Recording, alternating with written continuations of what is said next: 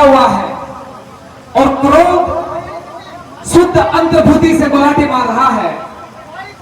इस बात को लेकर कि एक इस प्रदेश की बेटी जिसका नाम संगीता है, पिता के अरमानों को लेकर मां अपनी बेटी की शादी करवाती है।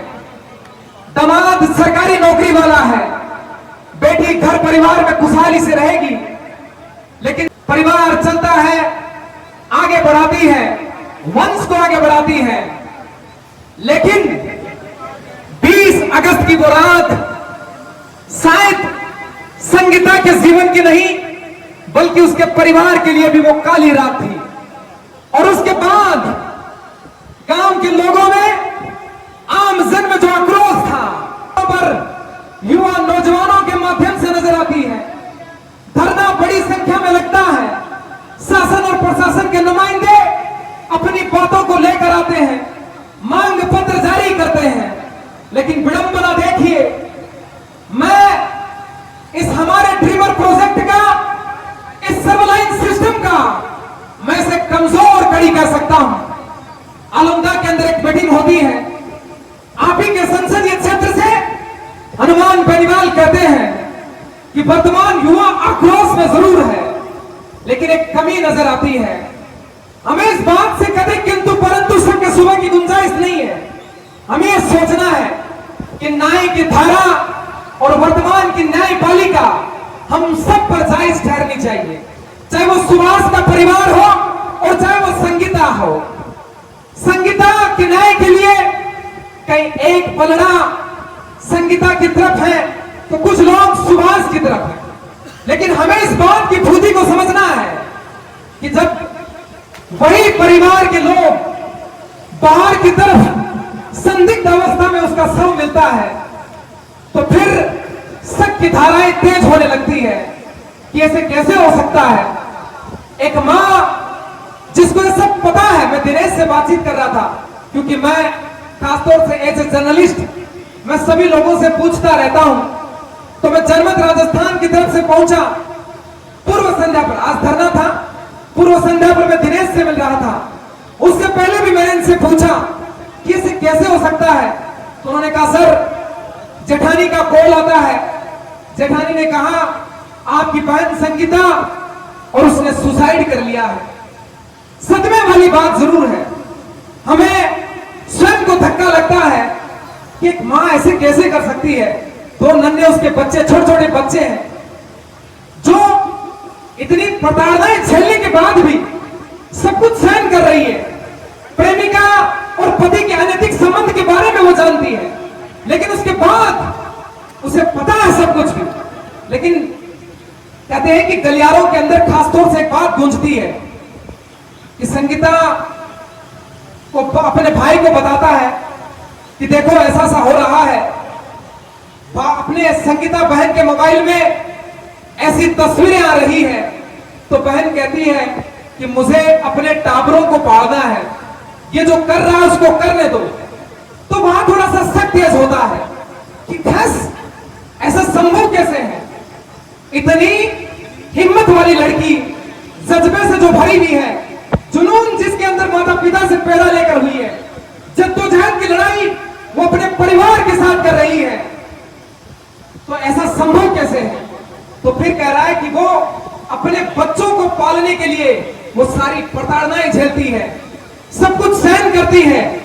और बीच में कुछ चीज तो ऐसे ही मालूम पड़ी कि दहेज को लेकर भी कुछ वार्ताएं बनी थी कि दहेज को लेकर एक बेटी को प्रताड़ित किया जा रहा है घर परिवार में, लेकिन वो बेटी उस बात को लेकर भी चुप रहती है।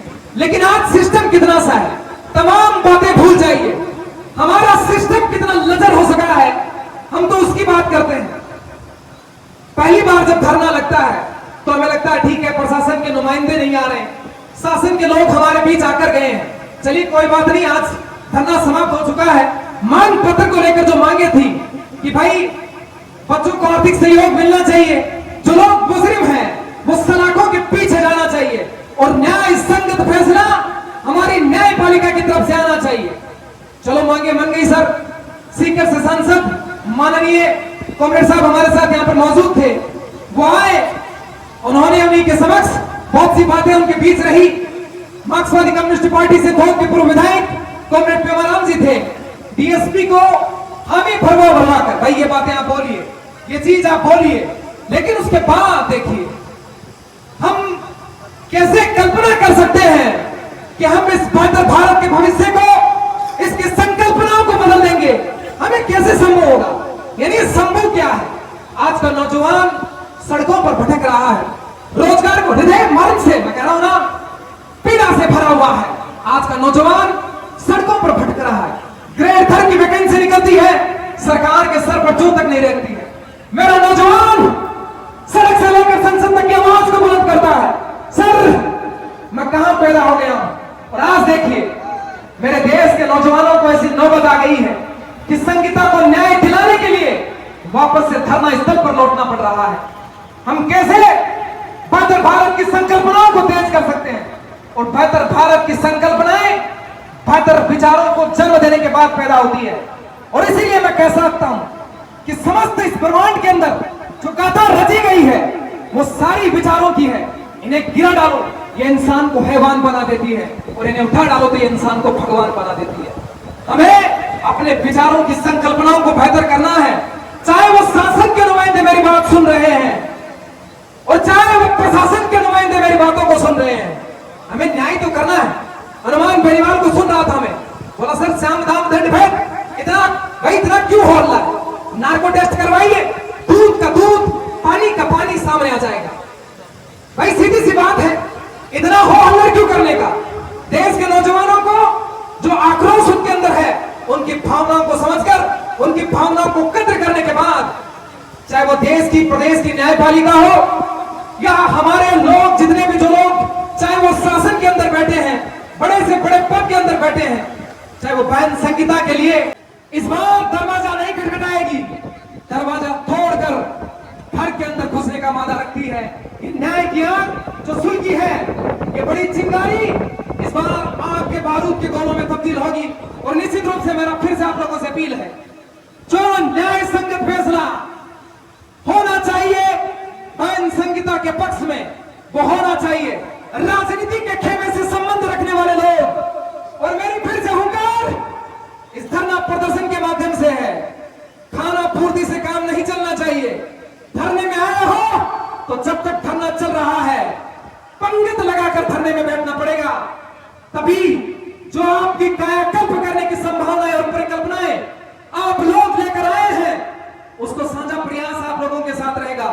तमाम नौजवानों को हृदय के शुद्ध अंतःकरण से, मैं लेट लती भी जरूर था, सुबह विद्यालय का प्रोग्राम था, लेकिन मैंने कहा नहीं, 7 बजे के करीबन आप लोगों के बीच आप पधारा, जनमत के माध्यम से जन जन की भावनाओं को जनता के द्वार तक पहुंचाने का काम कर रहा हूं। और ये मेरा जो मकसद है, मुझे कहा सर ये जनमत का मीनिंग्स क्या है?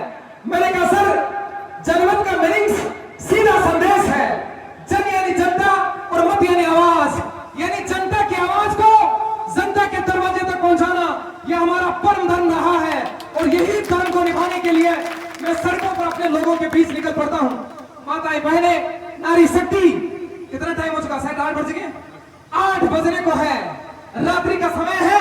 आप लोगों का जोश, आपकी जिद, आपका जुनून, आपका जिंदादिली, आपकी जाबाजी और आपका जद्दोजहद देखकर मेरा हृदय शुद्ध अंतःकरण से आनंद की अनुभूति महसूस कर रहा है। कल सुबह जब आओ, इसी जोश के साथ आना, इसी जज्बे के साथ आना, और इसी जज्बे को आपकी जो न्याय की लड़ाई है, उस न्याय की लड़ाई को दरवाजे के दस्तक नहीं, संगत फैसला हो तब तक जारी रखिएगा। आप लोगों के साथ मिलता रहूंगा, जनमत राजस्थान के साथ हर एक व्यक्ति के रूबरू और उनके विचारों के साथ साझा प्रयास रहेंगे। बहुत बहुत धन्यवाद। जय हिंद, जय भारत।